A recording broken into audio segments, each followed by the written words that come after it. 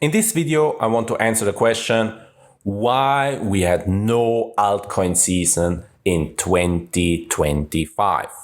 So first off, end of 2024, beginning of 2025, we had the birth of meme coin generators like Pump.fun, making it so easy to create new coins that a 12-year-old can do it, right?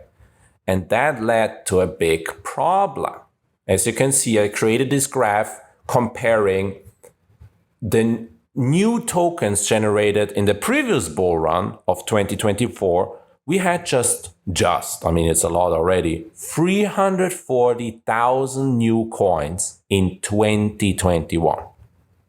In 2025, this year, 22.7 million new coins, an increase of 7,000%. And you see, this is just the year. This is not like, we made all those 22 million new coins from 2021 to 2025 in those 4 years. No. This is just a single year. 340,000 new coins in 2021, 22 million new coins in 2025 alone. So you can see a huge explosion. And you have to understand that, money doesn't grow on trees, especially in the crypto market. Money flows.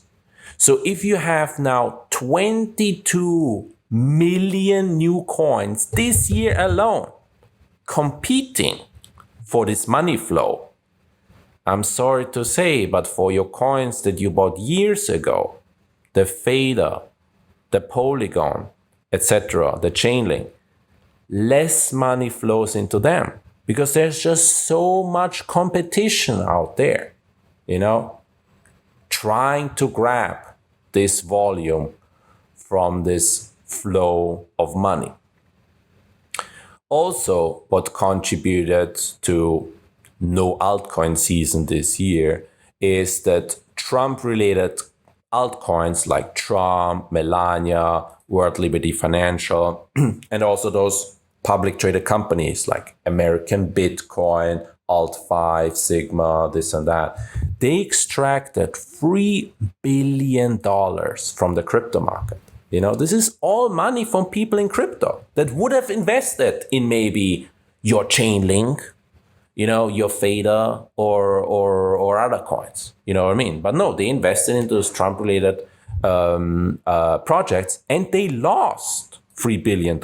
This money is already extracted. Okay? That's why those tokens and those stocks are down by 90% or more, because the funds have already been extracted. Now, keep in mind, this is not political. I'm not saying anything political here. And you also have to know that those $3 billion that got extracted, very little of that got to the Trump family, okay? Because they had it was all just licensing deals. This was all just licensing deals, okay? So the majority of this $3 billion actually went to the agencies, the token generators, the liquidity providers, the advisors, etc. Okay, keep that in mind. Another thing, I mentioned this already in 2023. The suits are extracting billions of dollars from the crypto market in fees, compensation, bonuses, while you are left holding the bag. And guess who is the best example? Tom Lee. While Bitmain is down by 80%, this guy goes on TV, Ethereum gonna go to $10,000. I know, 15. First he was 15. Ethereum will go to 15,000 by the end of the year. Then he changed to 10,000. And he kept this price target of Ethereum to 10,000 until like October, November. This guy crazy, bullshitting everyone. So, you're left holding the bag. He bought billions of dollars. His fund, the Bitmain bought billions of dollars worth of Ethereum at like over $4,000. being down a lot, all their buyers are suffering, while Tom Lee got paid $7 million in stock comp this year alone. Okay, and this is just a stock comp. We don't know about bonuses, under the table money, speaker fees. He's a CNBC contributor. We don't know. We don't know how much extra money he made. This is just stock comp. So he probably made more than 10 million this year. Another thing that extracted value from the altcoin market, from the crypto market, is those newly Coinbase wrapped assets that launched in September 2024. So we got CBETH, CB Bitcoin, CB Litecoin, CBXRP, which, you have to be really an idiot to launch CBETH. And that's also, it clearly shows that Brian Armstrong is so stupid. Like, there's absolutely no volume on CBETH. Because why would anybody buy a Coinbase-backed ETH when you can buy the real ETH, which pays you like 3% yield and has all the DeFi, right? CBBTC makes sense because the real Bitcoin doesn't pay yield. So by buying the wrapped Bitcoin, the CBBTC, you can add programmability, DeFi, etc. So it makes sense, right? So you might be thinking, but Thomas, how is this extracting value from the crypto market? Because, if you buy one CBBTC, Coinbase is buying a real Bitcoin with it. I don't believe it. Okay? I don't believe it. Why? Coinbase is sitting on the biggest stockpile of Bitcoin in the whole world.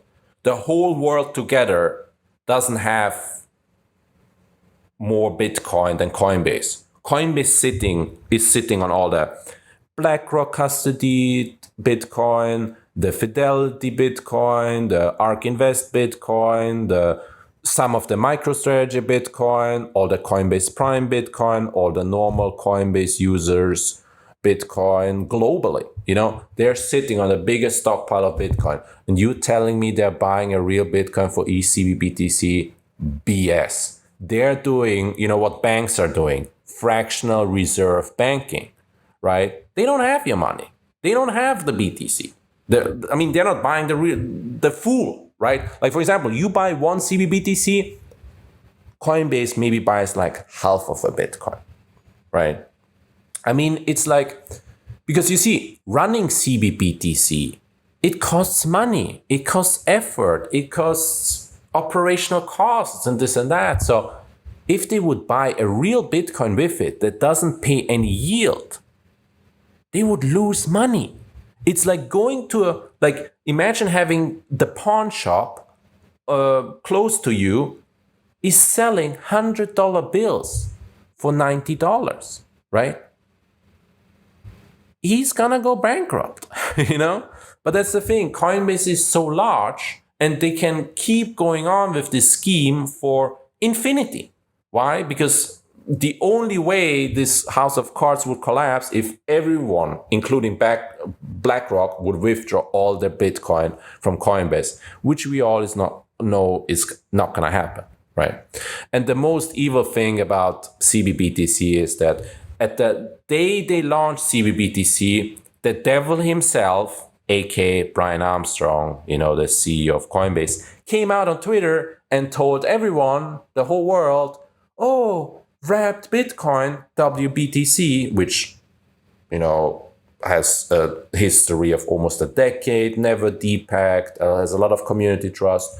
And Brian Armstrong was saying, I think wrapped Bitcoin doesn't have all the backed assets they have. I think it's shady. We don't like it. So we're going to delist it from Coinbase. And if you want a better wrapped token, buy CBBTC. This guy caused so much harm to the crypto space. It's insane. And with all his lies, unfounded lies, CBBTC became bigger than wrapped Bitcoin. It's crazy. But it's the truth.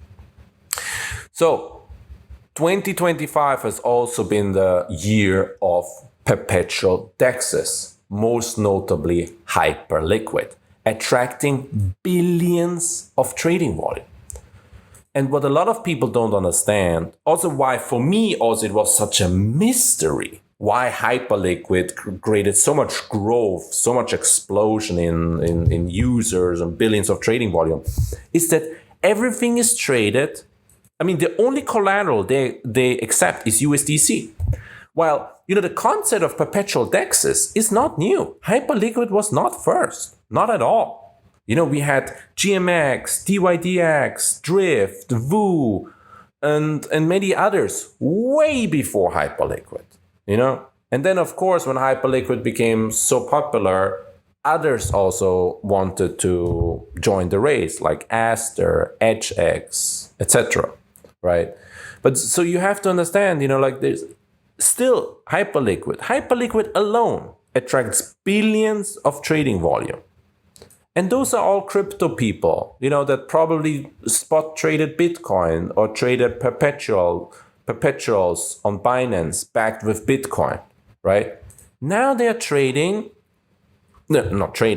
gambling on the crypto price with USDC. And the USDC they're holding in collateral, it's not really helping the crypto market, especially not those low to mid cap altcoins, right? Because if they buy USDC, it's backed by cash, it's backed by fiat, it's not pumping the crypto market. You buy USDC, you're gambling on the price of cryptos, it's not helping the crypto market. You're not adding value, right? You're actually extracting value. Because I'm telling you, a lot of those people who are trading now on Hyperliquid would be otherwise, not all of them, but they would be spot trading altcoins, Bitcoin, and other stuff, right? So you might be thinking, if low caps and mid caps are struggling this year, what about high caps like Solana, BNB, etc.? Why did they perform better? Well, it all comes down to on-chain revenue. So those layer one blockchains like, Solana, Ethereum, Tron, this and that, every time you use Jupiter, Uniswap, you do a trade, you use Camino, you take out a loan, this and that, you're paying a fee. And this fee goes to the network, generating on-chain revenue.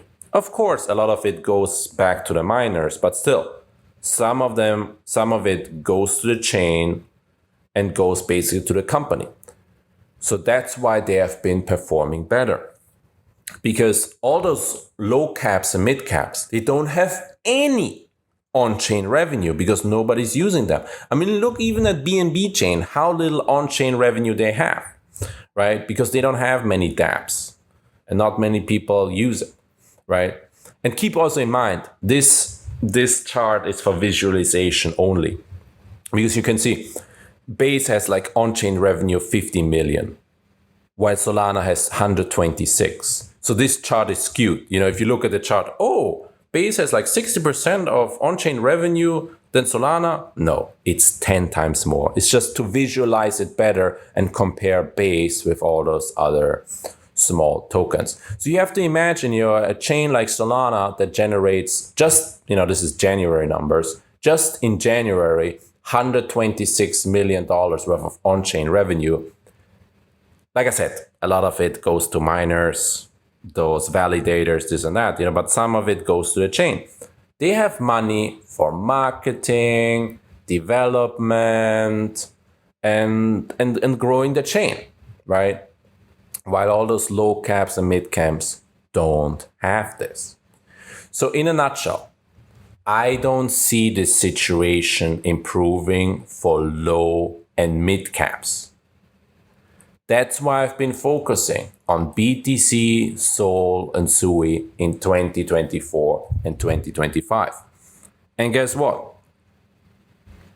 Those three have been, there have been some other winners as well. XRP also didn't perform that bad. BNB didn't perform that bad.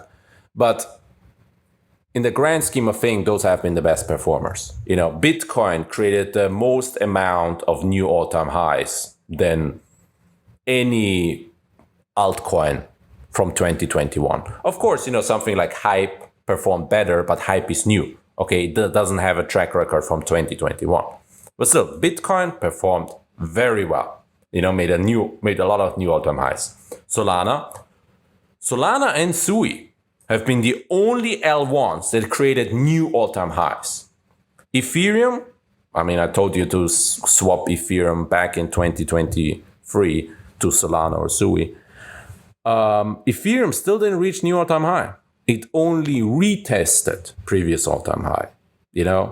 I'm sorry to say it. Also, XRP still, it didn't even actually performance of, like I said, I'm sorry to say, but the facts don't lie, the charts don't lie. Look at the charts. Ethereum retested new all-time high, didn't make new ones. XRP didn't even retest it previous all-time highs, right? Actually pretty far away from previous all-time highs. So actually, if you go back a little bit, Ethereum performance was even better than XRP. And Solana performance has been better than Ethereum. And Sui has been an incredible performer. And I know some of you are still holding Sui, but I just want to bring you back to January 2025, where I was very vocal to sell Sui at $5. And not only did I make a lot of market updates telling you to sell Sui, I was very vocal about it. You also had 1 month to sell it, 1 month you have time to sell Sui at $5 or above. Plenty of times. And whenever I tell you to buy or sell something, I share with you the thesis, and I gave you the 3 reasons. Number 1, incredible price performance. Basically a 5x in less than a year. We had later, like Q1, end of Q1 2024, Sui was around 70 cents. And in January 2025, less than a year, it was $5, more than a 5x. Incredible price performance. Like I said, too fast, too quickly. That's why I told you. It pumped a lot. Take profits. That was one of the reasons I shared in January. Second reason was we had the biggest conference of the year of Sui already happened in January. 1 catalyst less. The third reason was everything was already priced in with Sui. The USDC launch, which pumped Sui from $1 to $3, already priced in. USDT, we had this wrapped USDT, this and that, already priced in. The console, the Sui Play that they started shipping in August 2025, it was already priced in January 2025 when they announced it at the Sui conference, right? Everything was priced in January. That's why we had such a spike in price and I told you to sell it. So going forward, one of the main reasons to make this video was to answer the question for once and for all, why we didn't have an altcoin season this year. Because of all the reasons I gave you in this video. And also going forward in 2026, we will put more emphasis on accessibility. Not necessarily on market cap. I don't care about market cap. I care more about accessibility. Look, those large caps, not only, do they have on-chain revenue, this and that, but you can access them everywhere. Any coin that is not available on Coinbase, it's very hard to access. Maybe 1 out of 1. So crypto market is already pretty small. In the grand scheme of things of investors and this and that, it's already pretty small. And then you have to imagine only 1 in 100 crypto users is able to use Uniswap, Jupiter, or some Asian exchanges to buy those low and mid caps. Right? And you see all those large caps, Bitcoin, Solana, Sui, BNB, etc. You can buy them everywhere, even in your brokerage account, your Robinhood, your Schwab, your Fidelity, you can buy them everywhere. So for me, it's all about accessibility, And that's why you also have seen my recent focus on more on public traded companies, more on stocks that have, accessibility and also popularity, Look at, all those IPOs that are going to come in 2026, like SpaceX, As I showed you in the last video, it's supposed, the expectations are that it can reach a market cap at the IPO of like over $1 trillion, And not only that, everybody knows Elon Musk, everybody knows Tesla, everybody knows SpaceX, So it's about accessibility and liquidity. That's what we're gonna put our focus in 2026. I hope that helps.